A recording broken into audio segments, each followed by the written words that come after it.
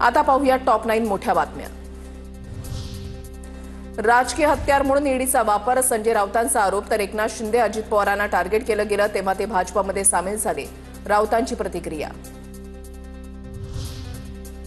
भाजपचा नवा फॉर्म्युला, प्रत्येक आमदाराची 5 कामं होणार। महानगरपालिका निवडणुकीसाठी भाजपची रणनीती, माध्यमांशी जास्त बोलू नका, मुख्यमंत्री फडणवीसांची ताकीद।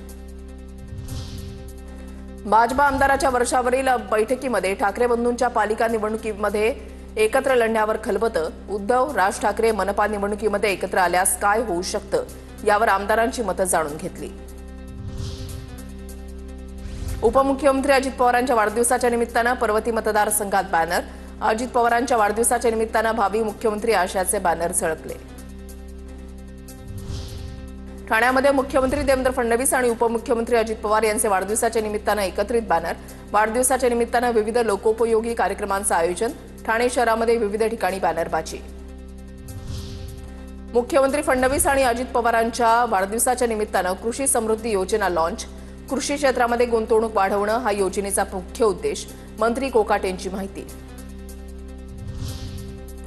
पोलीस अधिकारी जालिंदर सुपेकर यांना गृह विभागाची क्लीन चिट। कारागृहासाठीच्या वस्तू खरेदी प्रकरणी अप्पर पोलीस महासंचालक अमिताभ गुप्ता आणि जालिंदर सुपेकरांवर आरोप केले होते। संतोष देशमुख हत्या प्रकरणी बीडच्या विशेष मकोका न्यायालयामध्ये सुनावणी। कराडच्या दोषमुक्तीच्या अर्जावर निर्णय येणार। आरोपींच्या संपत्ती जप्तीसाठी केलेल्या अर्जावर देखील निर्णय देणार। राजस्थानचे राज्यपाल हरिभाऊ बागडेंचं नाव उपराष्ट्रपती पदासाठी चर्चेत। तर तमिळनाडूचे राज्यपाल रवी, बिहारचे मुख्यमंत्री नितीश कुमारांचं नावही चर्चेत। सूत्रांची माहिती, प्रकृतीच्या कारणास्तव धनखड यांच्याकडून उपराष्ट्रपती पदाचा राजीनामा।